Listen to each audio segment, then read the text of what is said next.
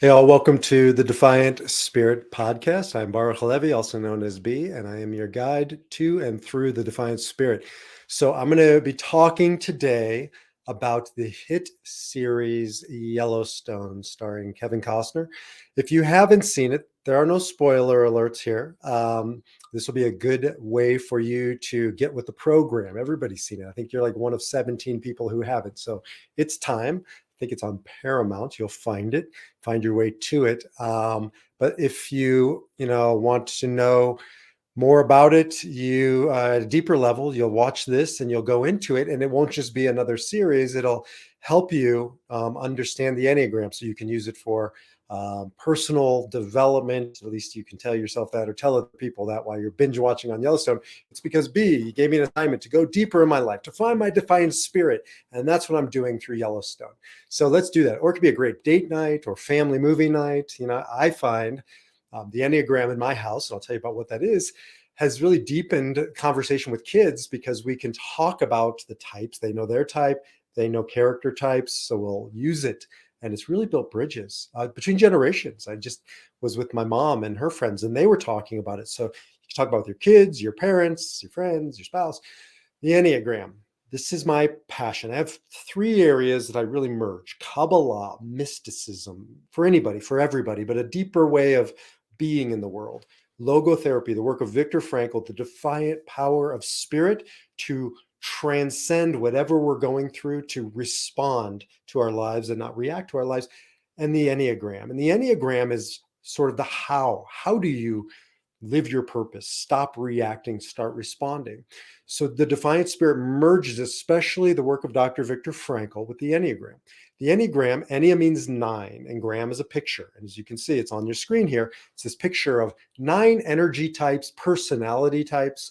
You end up as one of them, but it's not who you are. At least this is my understanding of it and how I teach it. It's how you react. It's where you go when you're on autopilot.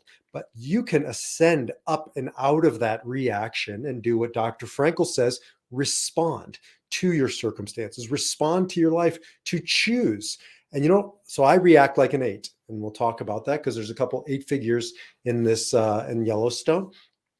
But I don't want to react like an 8. I spent so much of my life reacting like an 8. I want to respond to the higher side. Each side is a lower, an unhealthy, and a higher, a healthy. I want to respond like a healthy 8.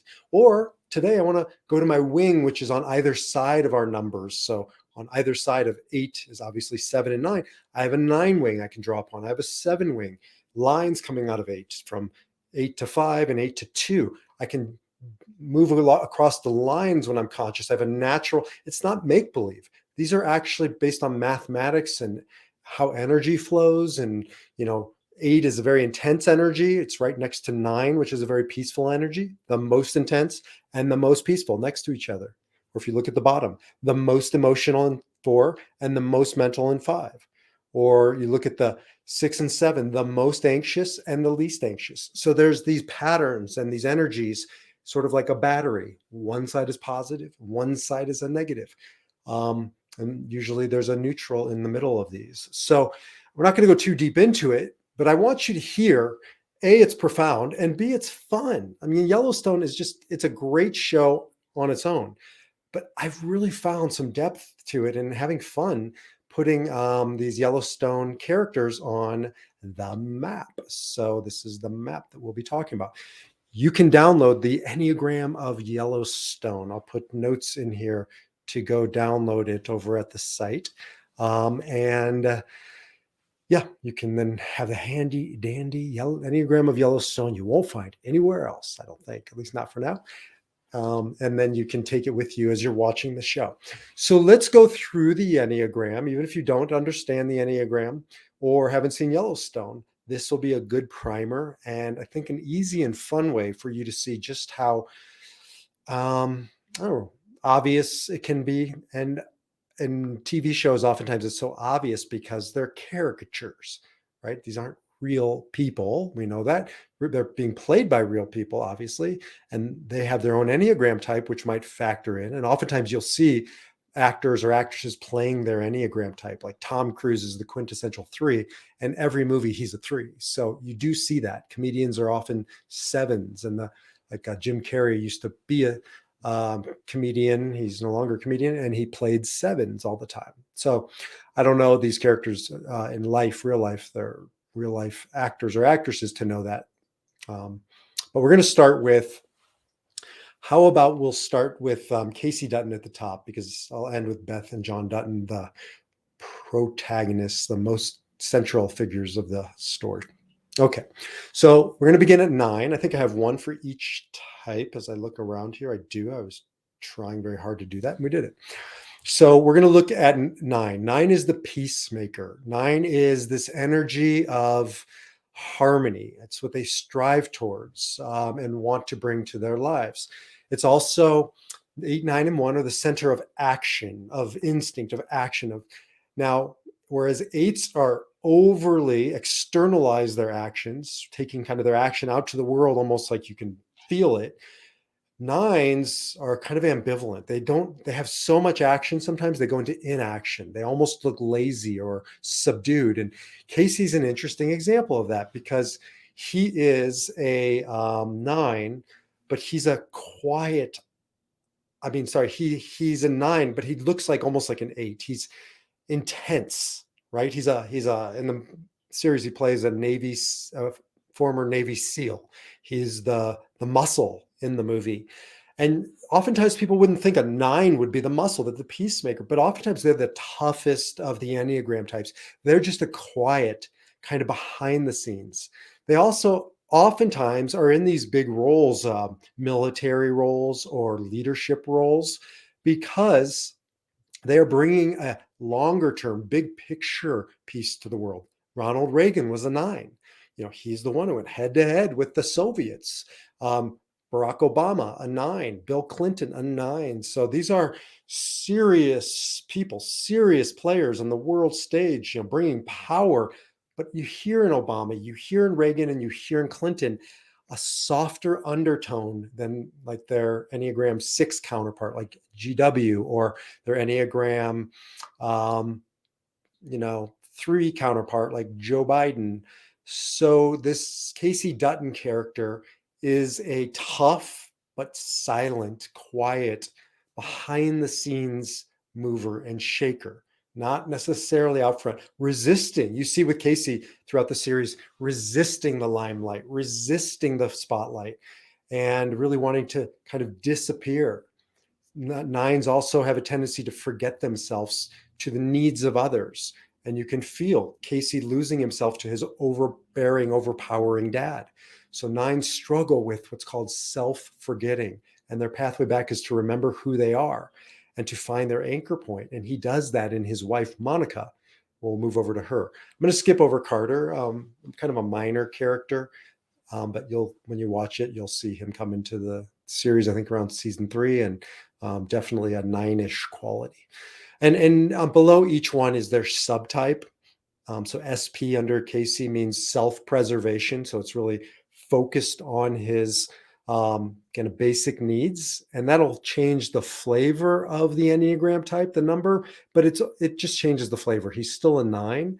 He's just an even more pronounced kind of quiet 9 versus some of the other subtypes. And if it's relevant, I'll explain it. I just don't want to go too far down the rabbit hole. So again, Casey Dutton, a quintessential 9, strength, underestimated, overlooked, and really perhaps the toughest of all the Enneagram types, just not always so visibly that way. By the way, I have a 9 daughter who is the quietest of the 4 kids, but definitely the most stubborn. And when she digs her heels in, there's nobody tougher.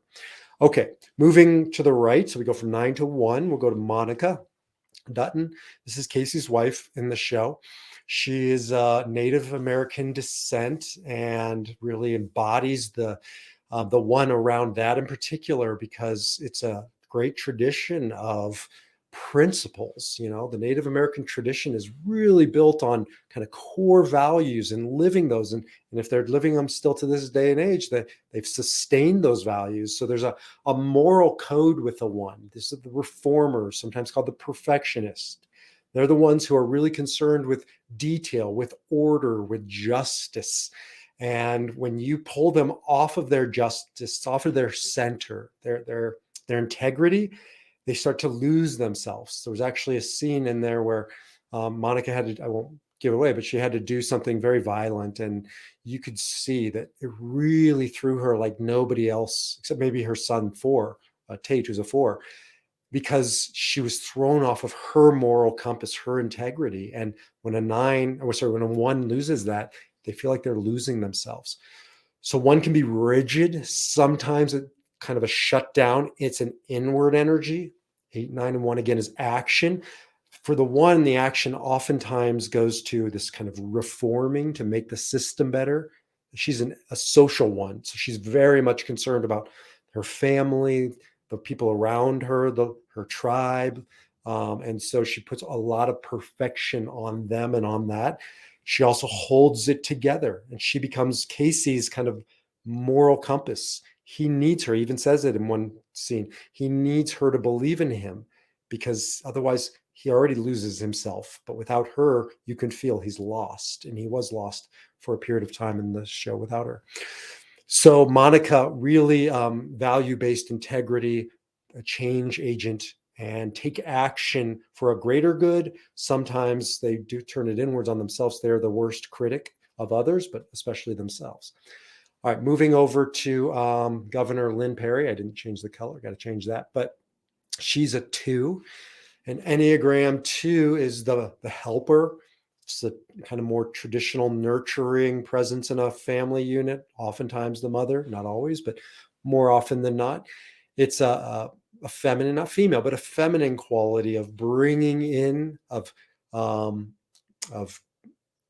nurturing. I can't think of a better word than just nurturing, taking care of, and concerned about other people's needs. Whereas a 9 is concerned about other people's needs from a kind of a survival tactic, and not really wanting to cause conflict by putting their own needs at the center. 2 is more concerned about other people's needs because their primary kind of need is to be wanted, to be needed, to be loved. And so they can give, but they can also give to get. And you can feel this seductive, manipulative part of the governor in this show. She's very seductive, but in a nurturing, not just sexy way, but she just pulls people in and gets them to do what she wants, and has this kind of pull on John Dutton and others. And so she is the helper, and she is, in some ways, the glue in part of this episode, and certainly in our lives. That's what 2s do.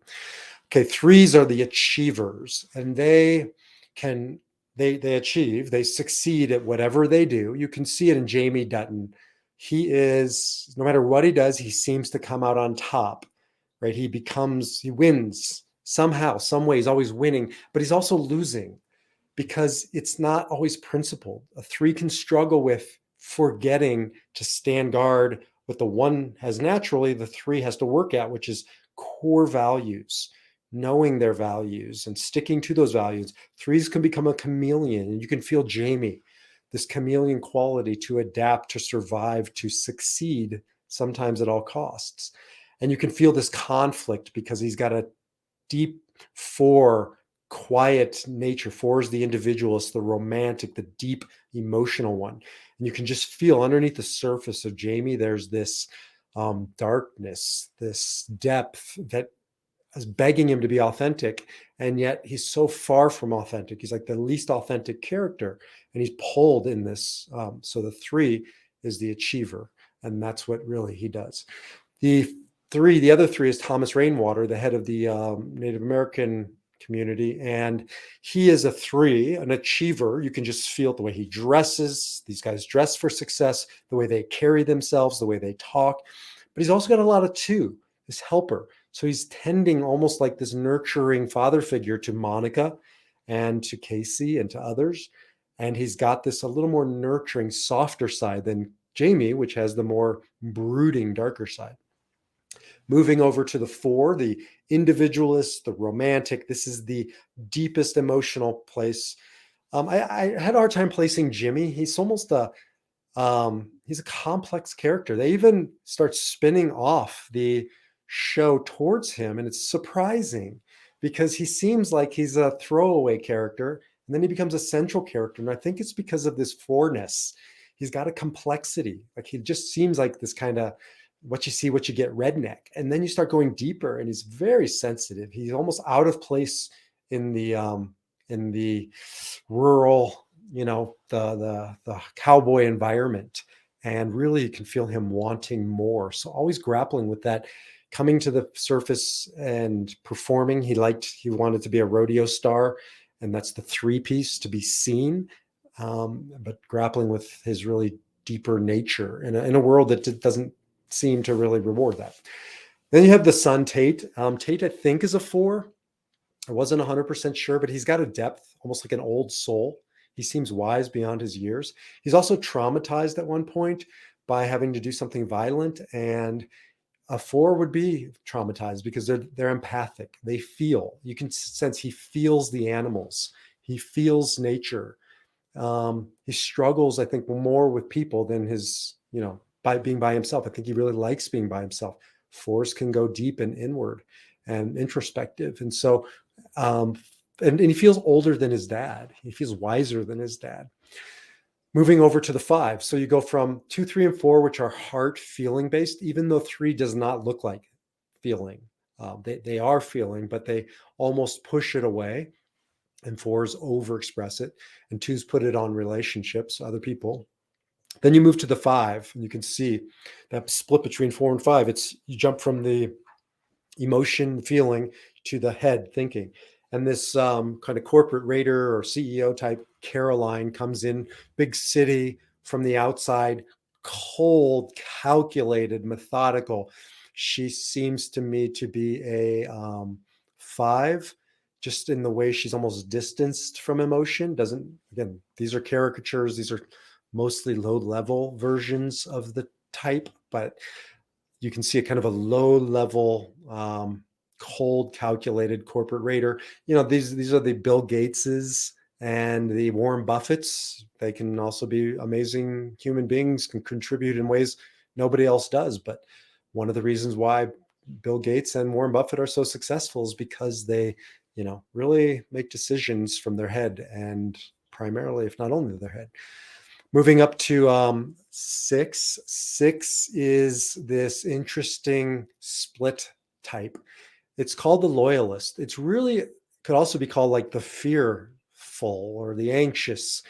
6s can go either two ways. Either they become overly anxious and expressing their anxiety, their fears, sort of like a Woody Allen or a Larry David or a quintessential. And they're usually called self-preservation. And you could feel with Larry David, it's always self-preservation. Am I sick? Am I okay? What's wrong?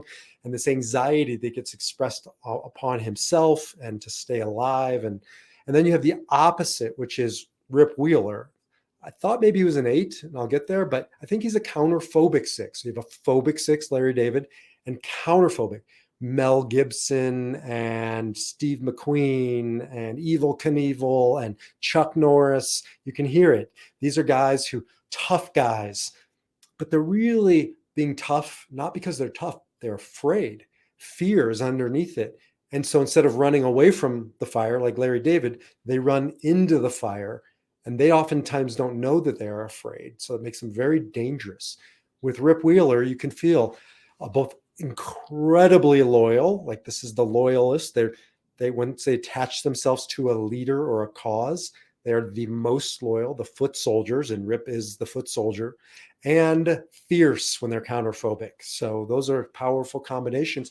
They can go either way. They can become, those who are following President Zelensky in the fight right now against the Russians. They can also become the Russians who are following the Putin blindly into the fight. So it can go either way. All right, moving up to the 7. 7 is the enthusiast. It's the lighter Enneagram type. It's the fun ones. It's the kind of bubbly personalities, or just go out into the world and have a good time. I think Colby is definitely an Enneagram 7 as you watch this. He just always seems light and easy and fun. He's always kind of joking, the butt of jokes, making the jokes, part of the jokes. And so he's got a social quality. So I put a social 7. That'll distinguish him from Lloyd. These are the cowhands that are working on the ranch. And Colby, however, is more, oriented towards everybody else, loyal. So this is the wing, you can see, wing 6. He's a deeply loyal person. Lloyd, deeply loyal. Lloyd is a little less funny, a little less light, a little more worried. So that's that self-preservation, right? Kind of protective component, or more in it for himself, or not quite as, I don't know, other oriented, sophisticated, but both very lighter, kind of, I want to say shallow, but what you see is what you get characters. And last but not least, we will end with Enneagram 8. I'm an Enneagram 8. I'd like to think I'm more enlightened than Beth Dutton, but she also is my subtype. So it's called sexual, or 1-to-1. It's not just about sex, although she's very into sex. It's about intensity of experience. And there's nobody more intense in the show than Beth. She is like, so that's the sexual intensity. When she goes at you, look out. And then she's an 8, which is already intense. So she's like an 8 on steroids, and she's out of control 8. She's unrefined. I'm just gonna say she's in the basement of 8s. Martin Luther King, as I like to remind myself, was an 8. He was just on the higher side. He harnessed his anger towards a cause. I mean, Martin Luther King was fiery, but also nonviolent. So he really developed it. She is violent. She is fiery. She is dangerous. She's scary. She's also intoxicating, magnetic. People just love when Beth Dutton's in the scene, because she is so scary and terrifying. So I'd like to think I'm not Beth Dutton. And John Dutton, he's also an 8, I think. There's an anger seething in him, but it's more of a self-preservation. It's not as intense as Beth's. Maybe he's social. It could have been a social 8 too. He's more oriented towards the cause. He's got a lot of that 1. So he's really representing the past, his parents, his grandparents, great-grandparents.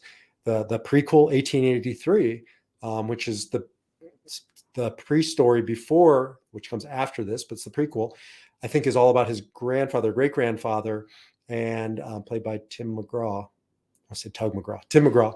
And you can feel that sort of running through generations, this 8 and 1 piece, the continuity of generations and the intensity of the fight. So the 1 and the 8, and really represented by John Dutton, who has a 9 wing too. There is this kind of quiet disappear into the background piece as well. So those are just, highlights of the subtypes, the self-preservation, sexual, social, just to give you a flavor. Primarily, we're talking about the types, and we're using the Enneagram for understanding not Yellowstone, but understanding ourselves brought to life by Yellowstone. I think this can be very helpful as you're getting to, for those of you who are just learning about the Enneagram, and for those of you who are experts. I think it's really interesting to start applying this to the world that we live in, both fantasy and reality. And it can be a lot of fun. It can be meaningful, but I'll say it now, I'll say it always. And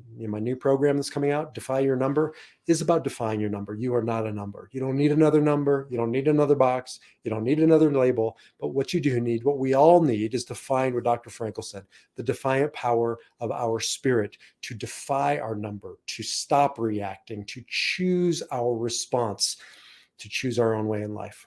You can learn more about me or the Enneagram, the Defiant Spirit, over at defiantspirit.org or mysoulcenter.org.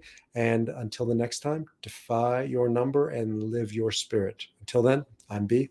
Shalom, salam, namaste. Peace.